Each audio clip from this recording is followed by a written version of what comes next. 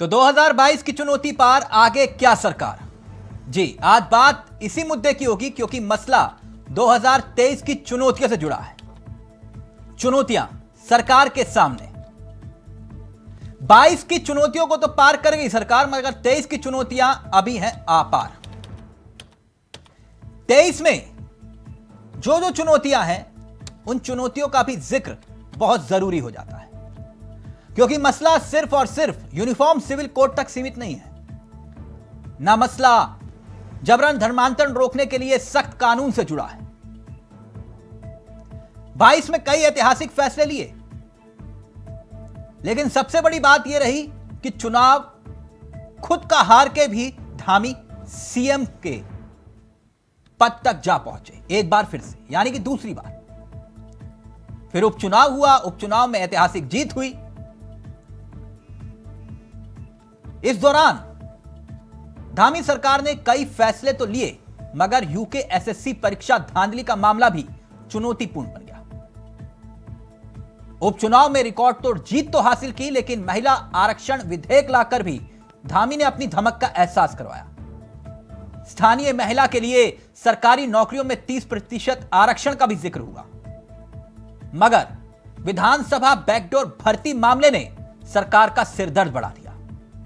वहीं इस बीच हरिद्वार पंचायत चुनाव में भी बीजेपी ने कमल खिलाया, यानी 2022 में बहुत कुछ घटा, बहुत तेजी से घटा, मगर 2023 का जिक्र जरूरी हो जाता है। तो क्या चुनौतियों के पहाड़ को पार कर पाएंगे धामी? आज इसी पर चर्चा करेंगे। पहले रिपोर्ट देखिए और फिर सीधा रुख करेंगे अपने मेहमानों की तरफ।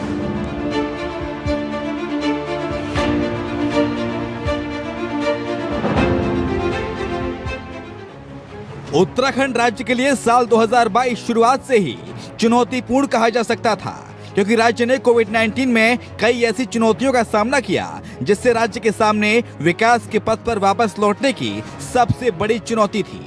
और इस चुनौती में राज्य की जनता को परेशानियों से उभरने के साथ साथ उन्हें विकास की योजनाओं का भी लाभ देना था। फरवरी मार्च में विधानसभा चुनाव में एक बार फिर से राज्य के भीतर भाजपा की सरकार सत्तासीन हुई। कमान युवा मुख्यमंत्री पुष्कर सिंह धामी को मिली और उसी के साथ राज्य में विकास की नई इबारत लिखने का काम भी शुरू हुआ।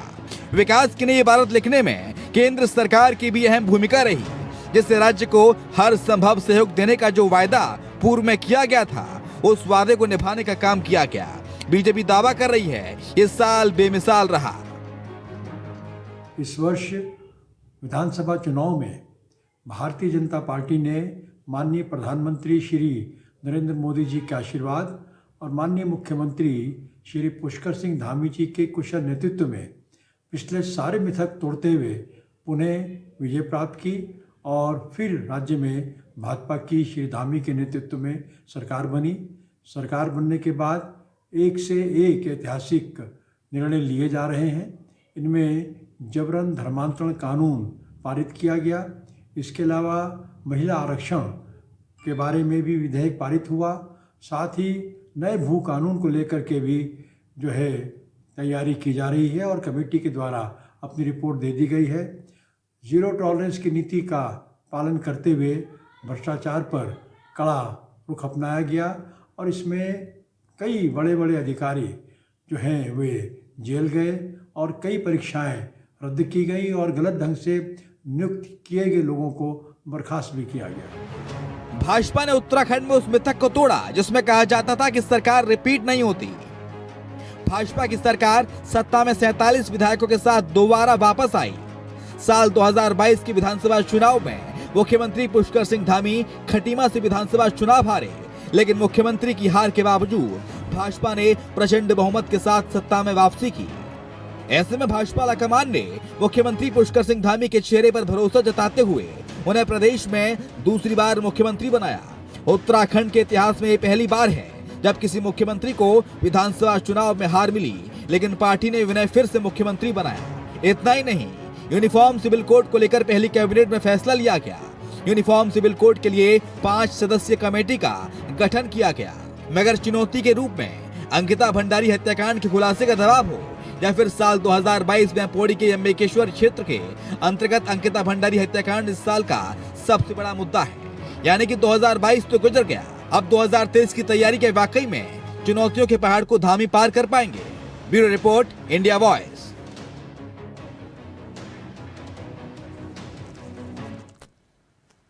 तो आज इसी मुद्दे पर हम चर्चा करेंगे कि सीएम धामी के सामने चुनौतियों का पहाड़ 2023 का जिक्र, अब यहां से एक नई शुरुआत। सीधा रुख करें अपने मेहमानों की तरफ। आपको बता दें आज हमारे साथ जो मेहमान जुड़ रहे हैं, दो मेहमान आपकी स्क्रीन पर हैं। एक वो मेहमान जो वैसे उत्तराखंड की सियासत में किसी परिचय के मोहताज नहीं है।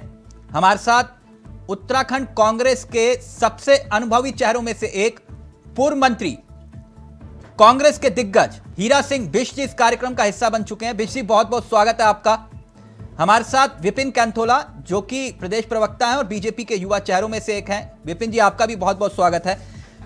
कुछ ही देर में आम आदमी पार्टी और राजनीतिक विशेषज्ञ हमारे साथ इस कार्यक्रम का हिस्सा होंगे, लेकिन इस चर्चा की शुरुआत जो है मैं बिष्ट जी आपके साथ करना चाहूंगा। आपसे चर्चा की शुरुआत के पीछे का मकसद एक ये भी है कि उत्तराखंड के सियासत में आपने तमाम सत्ता को बदलते हुए देखा, मुख्यमंत्रियों को बदलते हुए देखा, मुख्यमंत्री के साथ काम करने का एक लंबा तजुर्बा, एक लंबा अनुभव है आपको। आपसे समझना चाहूंगा 2022 तो अब बीत गया, नया साल आ गया, धामी के सामने नई चुनौती। अगर आपको एक आकलन करना हो अपने अनुभव के लिहाज से इस सरकार का, तो कैसे करेंगे?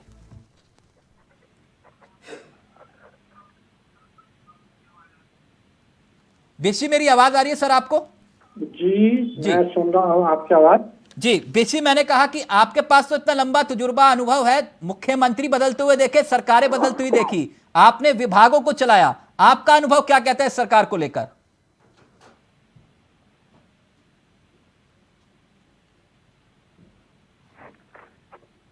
गाइड करते हैं, ब्यूरोक्रेट जो बता रहे हैं वही काम हो रहा। जो घोषणा की है, घोषणा धरातल पर नहीं आई है। चाहे हमारा मजदूरों का मामला हो, कर्मचारियों का मामला हो, पलायन का मामला हो, स्वास्थ्य का मामला हो, तकनीकी शिक्षा का मामला हो, क्या उपलब्धि की है इस समय? मुख्यमंत्री हारा, दूसरी जगह से जीता है, संदेश क्या? मुख्यमंत्री का अनुभव कुछ नहीं है। आज केवल शराब माफिया और खनन माफियाओं पर सरकार चल रही है। उसका उदाहरण आपने देख लिया। पूरा देश इस बात को जान रहा है कि वो खनन माफिया जब कैबिनेट के मिनिस्टर को मारने की साजिश कर सकते हैं इस राज्य में, धामी सरकार में, तो इससे शमशान और गिरी और दुर्घट मैं समझता हूँ कोई बात हो नहीं सकती। इस सरकार में जो कहती है इतने हमने यात्री आ गए बद्री केदार में दर्शन करने आ गए, ठीक अच्छी बात है, वो अपनी भावना से आए, वो केवल इनके चेहरे से नहीं, बीजेपी मुख्यमंत्री या प्रधानमंत्री की वो भावना है देश की, आई अच्छी बात है। लेकिन 250 लोग मारे गए, ये उपलब्धि इनके नाम पर है। एक उपलब्धि इनके नाम पर ये भी बहुत बड़ी है कि हमारे पर्वतों रही जो हेलीकॉप्टर उत्तरकाशी में गिरा, मुख्यमंत्री 2 बार चक्कर लगा के ऊपर से आए लेकिन निकाल नहीं पाए। असहाय मुख्यमंत्री मरने के लिए मजबूर कर दिया 32 पर्वतारोहियों को जिन्होंने एवरेस्ट फतेह की थी। ये उपलब्धि इनके नाम पर है, ये कलंक नहीं प्रदेश के नाम पर तो क्या है? यह कलंक नहीं अंकिता भंडारी का, एक पूनम नेगी का, एक मुख्यमंत्री आवास पर जब एक लड़की आत्महत्या कर सकती है तो इससे संसार बात हो नहीं सके, उस मामले को दबाया। आप ये बताइए कितने रोजगार है? अभी हरिद्वार में एक कंपनी फैक्ट्री और बंद कर दी, 300 साढ़े 300 लोग घर में बैठे। सत्यम पहले बंद हो गई, 450 300 लोगों को निकाल दिया गया वहां से, कोई सुनने वाला नहीं है। 250 करोड़ का हमारे कर्मकार बोर्ड का मजदूरों को, जो महिलाओं को मशीनें और मजदूरों को साइकिलें मिलती है, उसका घपला है, उस पर कोई जांच नहीं, कोई कार्रवाई नहीं हो रही। तो यहाँ तो ब्यूरोक्रेट जो एक लाइन खींचे वही नतमस्तक मुख्यमंत्री जी हो रहे। बड़ा दुर्भाग्य है। एक विजन, एक सोच जो किसान के लिए पुरानी ओल्ड पेंशन क्यों दे रहे? कांग्रेस सरकारों में सबने ओल्ड पेंशन देगी, बुढ़ापे का सहारा है, जिस पर आदमी बुढ़ापा अपने स्वाभिमान के साथ जी सके, बच्चे पर दूध पर निर्भर न कर सके, वो पेंशन आप क्यों नहीं दे रहे? जब हमारे राजस्थान में हो गई, छत्तीसगढ़ में हो गई, हिमाचल में घोषणा कर जो कांग्रेस सरकार है, जिसकी मांग डिमांड राष्ट्रीय स्तर पर हो, वो नहीं कर पा रहे आप लोग ने दिया क्या? मैं ये कह रहा, कितने रोजगार दिया आप बता दें। इतनी बातें क्यों नहीं करते? सवाल है। जो भर्ती प्रकरण आए हमारे राज्य में, आपने शर्मसार कर दिया हमको।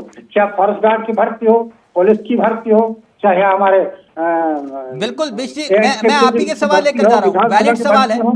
वैलिड सवाल है आपके, क्योंकि नीरज कोहली भी हमारे साथ जुड़ गए। मैं आ रहा हूं बिष्ट जी आपके पास, लेकिन विपिन कैंथोला जी, बिष्ट जी का एक राजनीतिक अनुभव है, वो अपने अनुभव के हिसाब से उन्होंने जिन मुद्दों को उठाया वो सच भी तो है। आप कह रहे हैं कि हम यूनिफॉर्म सिविल कोड लेकर आए, हम जबरन धर्मांतरण कानून को धर्मांतरण रोकने के लिए, जबरन धर्मांतरण रोकने के लिए, लेकिन यूके एसएससी परीक्षा धांधली का मामला हो या फिर ऐसे कई मामले हो, सिर्फ हर मसले को धर्म के नजरिए से सरकार देख रही है। जो बात समझा रहे हैं बिष्ट जी, जवाब दीजिए आरोपों का। तिलक भाई नमस्कार, और सभी पैनलिस्टों को मेरा नमस्कार। 2022 का आज अंतिम दिवस है और 2023 आने वाला, और मैं सोच रहा था कि हीरा सिंह बिष्ट जी आज अच्छे तरीके से जो चीजें अच्छी भी हुई हैं स्टेट में उसकी बात भी करेंगे, लेकिन एक विपक्ष के नेता की तरह उन्होंने बातें की। उनका अनुभव केवल इतना ही है कि वो विपक्ष के नेता हैं और विपक्ष के नेता की तरह कोसना उनका काम है।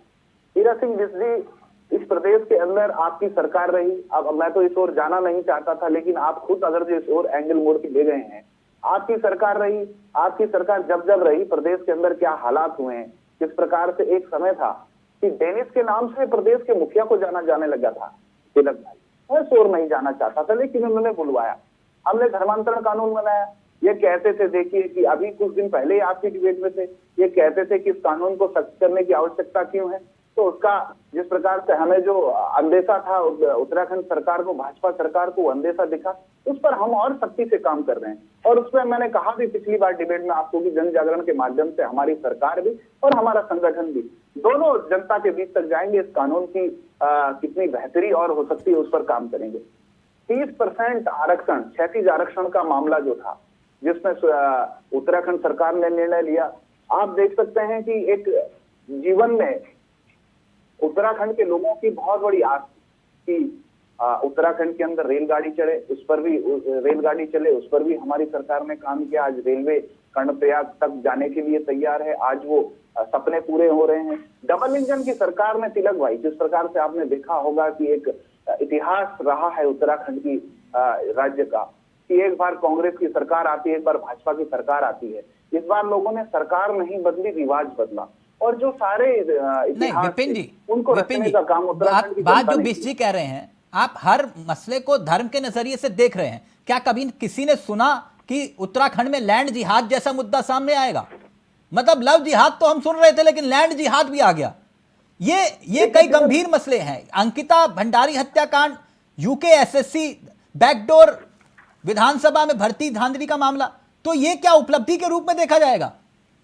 देखो तिलक भाई, जो चीजें हैं वो सबके सामने हैं। भारतीय जनता पार्टी की सरकार ने तिलक भाई को छुपाने का काम नहीं किया है। आपको पता है, आप तो इतने सालों से तिलक भाई आज एनालिसिस 2022 का कर रहे हैं, लेकिन आप तो कई सालों से एनालिसिस करते हैं, हर साल का एनालिसिस करते हैं। 2016 में जब हम विपक्ष में थे, कांग्रेस की सरकार थी, दरोगा भर्ती घोटाले की बात हम करते थे, तब कांग्रेस के लोगों ने उसको छुपाने का काम किया।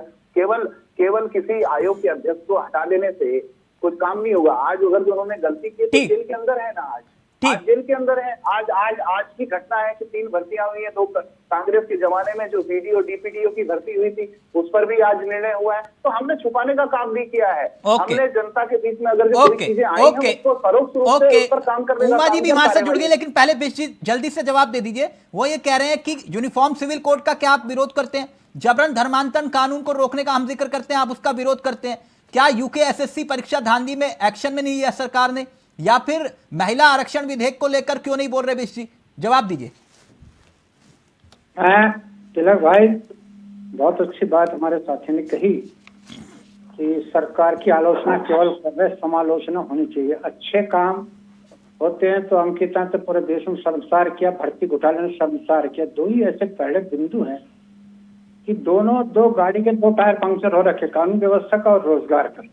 उनकी गलती क्या है? जो नौजवान भर्ती हुए, आपने उनको निकाल, जिन्होंने भर्ती की है वो तो कह रहे हैं मैंने भर्ती की, कर लो प्रेम अग्रवाल ने खुले कहा कर लो जो करना। तो मुख्यमंत्री को चैलेंज किया, क्या आप कर लीजिए, मैंने भर्ती की है। उसका गला क्यों नहीं पकड़ती सरकार? और बड़े आईएएस का गला क्यों नहीं पकड़ती? आपने इन कर्मचारियों को, बेरोजगारों को, बेसहारा को बाहर करती, उनकी गलती क्या है बताइए आप मुझे। जहां भी हो रही बड़े अधिकारियों पर क्यों जा रही? वो कह रहे हम किसी बात को छिपाते नहीं। अरे छिपा रहे भाई आप। वो वीआईपी कौन, अंकिता भंडारी केस में, जिसकी वजह से बिटिया के हमारे टुकड़े करके डाल दिए, बताइए ना कौन वीआईपी है? क्यों नाम नहीं दे रहे उसका? वो हमें सबको ही पता, बहुत बड़ी ताकत है, वो बहुत बड़ी हस्ती रखती होगी शायद, जो बीजेपी इतना डर रही। और अब गवाहों पर भी दबाव डाला। जब नार्को टेस्ट नहीं कराएंगे, पहले कहा हम नार्को टेस्ट कराएंगे, जिससे हकीकत सामने ना आ जाए। अब हकीकत पर आप पर्दा डाल रहे हैं। मैंने समझता पूरा प्रदेश शर्मसार हो रहा है, शर्मसार हो रहा है। तो ये कहने की बातें हैं, सब बातों को छिपाने का डबल इंजन को हम मानते। एक तो आपने अस्पताल नहीं बनाया, एक इंजीनियर कॉलेज नहीं बनाया, एक पॉलिटेक्निक नहीं खोल रहा। आप जो रेलवे लाइन कांग्रेस ने आधारशिला रखी, तो रेलवे लाइन को आप ऋषिकेश और वहां से दिलवा रहे। आप अपनी उपलब्धि तो बताए कुछ। डबल इंजन है कहाँ? विपिन जी जल्दी से कहाँ प्लीज, लोगों को- जल्दी से, फिर मैं नीरज जी के पास जाऊं। आज भी 2-2,500 वैकेंसी ये बात तो विपिन जी सही है ना। जिस कर्णप्रयाग रेल लाइन का, झूठ बोल रहे हैं। नहीं हमारे एक मिनट जो ना झूठ क्या, एक मिनट, ये बात तो सही है ना जो बात बिस्सी कह रहे हैं। झूठ बोल रहे हैं। नहीं बिस्सी जो बात कह रहे हैं तो इनको आप ऋषिकेश कर्णप्रयाग का क्रेडिट ले रहे हैं सर। आप ऋषिकेश कर्णप्रयाग रेल परियोजना का क्रेडिट ले रहे हैं। उसके नाम पर तो फीता कईयों ने काटा, रेल पुरुष तो कहलाए, वोट मांगे उसके नाम पर। बिस्सी गलत थोड़ी ना बोल रहे हैं। तिलक भाई सुनिए, इन्होंने कहा ये वो लोग हैं कि हमने सपना देखा, बस सपना ही देखा, उसे हकीकत में बदलने का काम नहीं किया। बिष्ट जी को एम्स का सैटेलाइट सेंटर हल्द्वानी में स्थापित हो गया नहीं दिखता है। बिष्ट जी को वो नहीं दिखता है जब हल्द्वानी में एक छोटी सी बच्ची बालिका परी के साथ दुराचार होता है और 1 माह बाद इनकी सरकार उसको गिरफ्तार करती है, उनके आरोपियों को। बिष्ट जी को ये नहीं दिखता कि ये राज्य ऐसा राज्य है जिस राज्य के अंदर जितने भी हमारे परिवार हैं, जितने भी इस राज्य के निवासी हैं, उन सब लोगों को अटल आयुष्मान योजना का लाभ मिलता है। तो बिष्ट जी कहते हैं अगर जो आपने इस प्रकार से नहर घोषित न की होती, गंगा खनन माफियाओं के लिए कितने नहर घोषित की, माफी मांगते हैं बार बार आपके नेता हरीश रावत जी। आपको तब पूरी कांग्रेस को शर्म नहीं आती? मैं तो इस ओर जाना नहीं चाहता था, लेकिन अगर जो मील मेट और इस प्रकार के चीजें गिनाओगे, अरे ऐसी भी तो चीजें गिनाई है जो उत्तराखंड राज्य के लिए भारतीय जनता पार्टी की सरकार ने बेहतर किया है। ठीक नीरज जी, मैं उमा जी के पास जाऊं। नीरज जी पहले आपके पास आ रहा हूं। मुझे एक बात बताइए, 2022 के लिहाज से इस सरकार ने क्या किया और 23 की चुनौती क्या है? क्योंकि बिष्ट जी अपने अनुभव के हिसाब से बता रहे हैं, कह रहे 22 में कुछ ज्यादा काम नहीं हुआ। तिलक जी देखिए, 2022 में इस सरकार का मार्च में गठन हुआ और 9 महीने का कार्यकाल हुआ है अभी सरकार का। मार्च से अगर मान लेते हैं, 23 मार्च को सरकार ने शपथ ली थी। उसके बाद से सरकार ने अपने एजेंडे पे काम करना शुरू किया जो सरकार के मैनिफेस्टो में था। जिस तरह से सरकार ने यूनिफॉर्म सिविल कोड की बात की या महिला आरक्षण कानून की बात कही, और 2-3 चीजें ऐसी जो सरकार ने कमिटमेंट किया था लोगों से, उनको करने की कोशिश की। हाँ। लेकिन इन कोशिशों के बीच में ही देखेंगे कि बहुत सारे घटनाक्रम ऐसे हो गए कि सरकार उस घटनाक्रमों के बीच में अपने आप में घिर के रह गई। जिस तरह से आप देखें कि भर्तियों पे सरकार ने वायदे किए थे कि सरकार नई भर्तियां करेगी और रोजगार देगी, क्योंकि रोजगार एक बहुत बड़ा मुद्दा था उत्तराखंड का। लेकिन यूके SSS का जो प्रकरण सामने आया और उसके बाद फिर विधानसभा में जो भर्तियों का जो मामला आया सामने, उससे सरकार घिरती हुई नजर आई। हाँ, ये जरूर है कि सरकार ने तत्परता से जो है यूके SSS वाले मामले में भी शुरुआत में बहुत तेजी से उसमें कार्रवाई की और जो लोग जिम्मेदार थे, दोषी लोग थे, उनको जेल की सलाखों के पीछे डाला। और इसी तरह से विधानसभा वाले प्रकरण में भी सरकार ने कमेटी गठित की और कमेटी की जो रिपोर्ट थी उसके आधार पर जो वहां पर लोग जो बैकडोर से भर्ती हुए थे उनको बर्खास्त किया। तो ये सारे, और उसके बाद अंकिता हत्याकांड जो है उसमें सरकार केदार भंडारी लेकिन वाला नीरज जी ये तो इतिहास गवाह है ना इसी उत्तराखंड में, क्योंकि हमसे बहुत लंबा तजुर्बा बिष्ट जी के पास है। कितने आयोग बने, कितनी कमेटियां बनी, कितनी जांच हुई, और क्या कोई सफेद कुर्ते पजामे वाला कोई नेता अंदर गया आज तक कभी? ये तो हकीकत है। हम सिर्फ घोटाला खेलते रहे। वो कह रहे हैं 56 घोटाला, 156 घोटाला, एक घोटाला सिद्ध नहीं हुआ। और आज भी हम जांच के इर्द गिर्द घूम रहे हैं। अंकिता की जांच को लेकर ही मामला अटका हुआ है। बिल्कुल बिल्कुल तिलक जी, ये सारे ऐसे प्रकरण हैं। उसके बावजूद अगर राज्य के लिहाज से देखा जाए तो देखें कि ये बड़ा साल जो है इतना अच्छा नहीं रहा, क्योंकि आप देखें कि पौड़ी में एक बस दुर्घटना हो गई, उसमें 35 से 36 लोग मारे गए। फिर हमारे पर्वतरोही जो हैं वो यहाँ जो आए थे, काफी बड़ी संख्या में उनकी भी मृत्यु हो गई। और ये कुछ इस तरह के घटनाक्रम ऐसे हैं जो जिस लिहाज से कहेंगे कि ये प्रदेश के लिए ठीक नहीं रहा। ठीक। सरकार ने कोशिश की, लेकिन सरकार अच्छी कोशिश के बीच में, विवादों के बीच में घिसती हुई नजर आई। ये सारे ऐसे के ऐसे प्रकरण हैं। ठीक। किता वाले मामले में भी सरकार ने तत्परता से कोशिश ओके, की, उमा कार्रवाई जी, की। उमा जी, आपका आकलन इस सरकार के 22 साल 2022 का अगर मैं जिक्र करूं, आपका आकलन, फिर मैं बीच ही आपके पास आ रहा हूं। देखिए 2022 में बीजेपी ने अपनी दोबारा सरकार बनाई और उन्हीं झूठे जुमलों और झूठे वादों को लेकर बनाई जिसमें उन्होंने 2017 की सरकार बनाई थी। मैं तो इंतजार कर रही हूँ कि धामी जी को कब चेंज किया जाता है, या धामी जी की पकड़ इतनी मजबूत है कि वो कुछ लंबा कार्यकाल अभी अपना चलाएंगे। जिस तरीके से पहली सरकार में आप लगातार मुख्यमंत्री बदलते रहे, उम्मीद है कि इस बार हमें पूरे उत्तराखंड को 5 साल के लिए धामी जी मुख्यमंत्री के रूप में मिलेंगे, लेकिन ऐसा लगता नहीं है, क्योंकि अंदर की सुगबुगाहट ये है कि शायद धामी जी भी चेंज होने वाले हैं। क्योंकि जिस तरीके से विरोधाभासी काम धामी जी कर रहे हैं, ये इनपुट आपके पास कहां से आते हैं मैडम, पूछ सकता हूं? ये इनपुट्स इनके बीजेपी वालों के यहाँ से आते हैं और आप मैडम, सरकारों के पास भी पहुंचते हैं। उमा मैडम, ये हम कभी ये ना ना ना ना ना ये जो आप बातें कह रही है ना, ये ऐसा इनपुट है, ये ऐसा इनपुट है जिस पर बीच जी भी मुस्कुरा गए। मैं क्यों कह रहा हूँ, ये ऐसा इनपुट है, हम तिवारी जी के शासनकाल में भी यही बात सुनते थे, खंडूरी जी के, निशंक जी के, बोगड़ा जी के शासनकाल में, हरीश रावत जी के शासनकाल में, त्रिवेंद्र सिंह रावत जी के शासनकाल में। जी प्लीज कंटिन्यू। भाई इनकी पूरी पार्टी टूट गई, इनको इनपुट नहीं मिला कि अध्यक्ष समेत सब लोग चले। सर लेकर तो आप ही जाते हैं ना, अब ऐसा भी मत बोलिए, लेकर तो आप ही जाते हैं ना। दूसरे का इनपुट देख रहे हैं, अपना इनपुट है नहीं। नहीं, लेकर तो आप ही जाते हैं सर, लेकर आप ही जाते हैं। हाँ, ये भैया हमारे अध्यक्ष आपने ले लिए तो अरे क्या अपने अपनी पार्टी के बारे में पता नहीं, दूसरे के बारे में बताते हैं। गुजरात में हम लोगों ने टक्कर दिए या नहीं दिए, कांग्रेस को खत्म किया या वहाँ पे नहीं किया? आप लोग हमसे घबराए या नहीं घबराए? हम लोग, आप चिंता मत कीजिए, हम लोग कांग्रेस के बारे में बात नहीं करते हैं। हमारा भी पूरा फोकस बीजेपी के ऊपर रहता है कि बीजेपी के इनपुट्स क्या आ रहे हैं, हम लोग भी अपनी रणनीति उसी हिसाब से तैयार करते हैं। और आप लोग घबराइए मत, जिस तरह से 2025 में धामी जी बोलते हैं कि मैं नशा मुक्त कर दूंगा उत्तराखंड को, और 4 दिन आप 24 घंटे शराब के ठेके खोलेंगे, तो उत्तराखंड की जनता पढ़ के आइए, ऑर्डर पढ़ के आइए, झूठ मत बोलिए यहाँ पर। अच्छा, ऑर्डर चेंज हो गया, पढ़ा गया, यू टर्न ले लिया विपिन जी, यू टर्न ले लिया विपिन जी, यू टर्न ले लिया? कोई यू टर्न नहीं लिया। 29 का लेटर भाई आपके व्हाट्सएप में भेज दूंगा मैं, उसमें धारा 6 और 7 की बात है, और धारा 5 के अंतर्गत कोई अच्छा, अभी आप मुझे अभी बीसी को आप डीएस याद दिला रहे थे ना, अभी आप लोग अभी जो है बीसी को बता रहे थे वो हरदा ब्रांड के बारे में जो आप लोगों ने कहा था है, और अब अपनी बारी में भूल गए कि हमने तो ये नहीं कहा, हमने तो ये कहा था। आप देखिए, आप लोग बरगलाने की बात मत करिए बॉस, मैं आपको भेज दूंगा दोनों ही लेटर। अच्छा, ओके, मैं बरगला रहा हूँ। Okay BC, okay BC, okay 4 दिन के लिए खोले आपने ठेके, या 1 हफ्ते के लिए खोले, या अरे भैया काम चलेगा? ओके,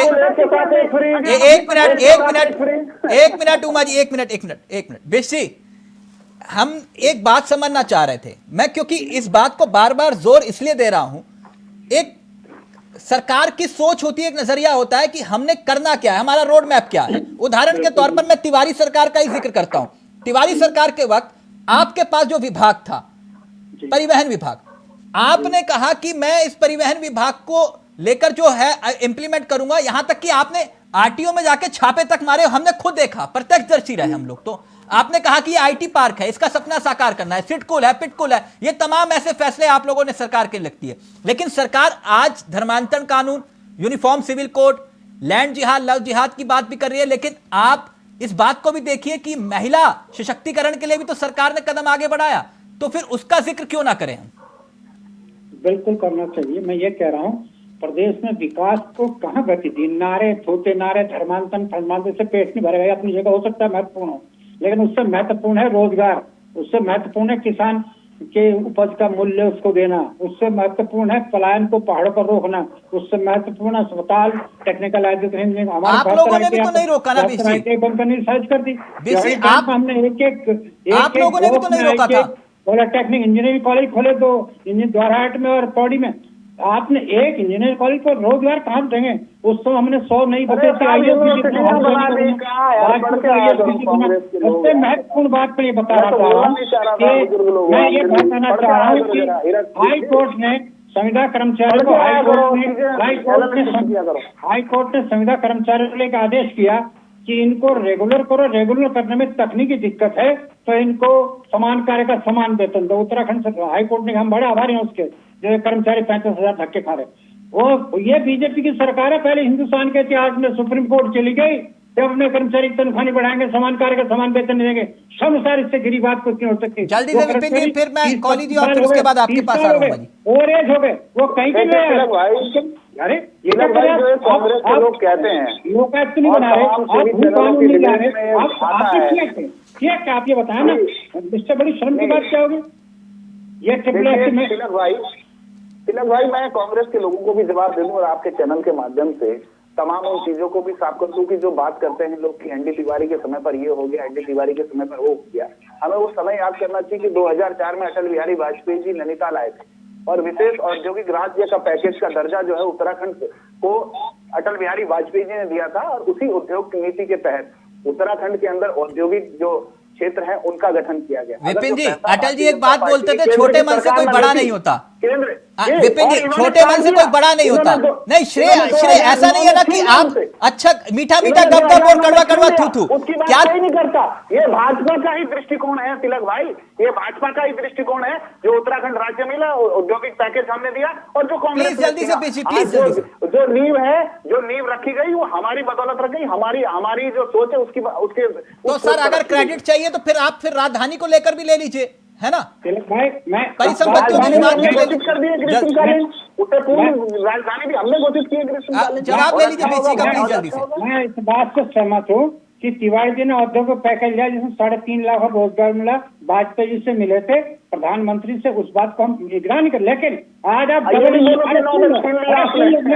मैं हकीकत कह रहा, मैं छिपा नहीं, मैं इस बात को, तिवारी जी का लेने की हिम्मत थी, तिवारी जी का विजन था, तिवारी जी की सोच थी, तिवारी जी की प्लान थी, वाजपेयी जी ने, लेकिन कांग्रेस की सरकार थी, उनका छोटा मन था, उत्तराखंड के लिए आप कुछ करना नहीं चाहते थे, छोटी और खोखली राजनीति कांग्रेस के करने का काम है और बरबलाने का काम। वाजपेयी जी ने अपना आपने दे दिया, तिवारी जी प्रस्ताव लेकर गए तो बना के अध्ययन किया, वाजपेयी जी दिमाग बनी क्योंकि वो प्लानिंग योजना आगे आपके डबल इंजन है। विपिन जी, अगर डबल इंजन है तो वो दोबारा से दिला दो। थैली पकड़ा जाते हैं, ये कर रहे, ये बताए ना क्या है centre Kohli ji 10 second, okay 1 minute 10 second Kohli ji आपके और 10 सेकंड उमा जी आपके, जल्दी से प्लीज 10 सेकंड आपके कोहली जी और 10 सेकंड, 1 मिनट डबल इंजन है, क्यों नहीं लेके आ रहे? एक प्लानिंग एक योजना नहीं ला रहे, हेलीकॉप्टर से घूम रहे।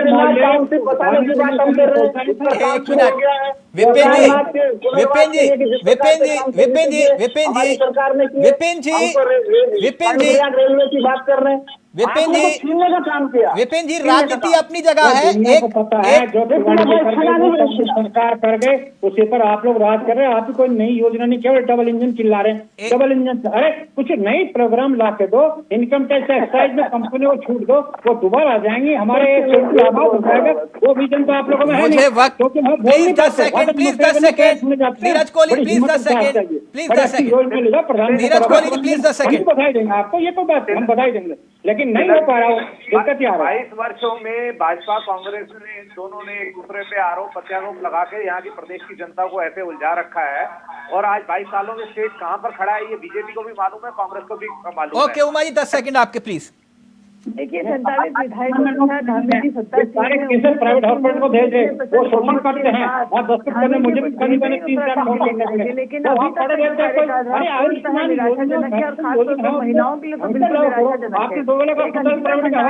हत्याकांड हमारे यहाँ होता है, अब तो उसकी नहीं है, तो मैं नहीं समझती कि उत्तराखंड की ओके ऑडियो नीचे बेसी चलते चलते आपके लिए कमेंट आया, मैं पढ़ देता हूँ। बेसी लाइव में कमेंट आया है, पढ़ देता हूं थोड़ा सा, आप लोग इतना नया साल है। बेसी आपके लिए लाइव में कमेंट आया, पढ़ देता हूं।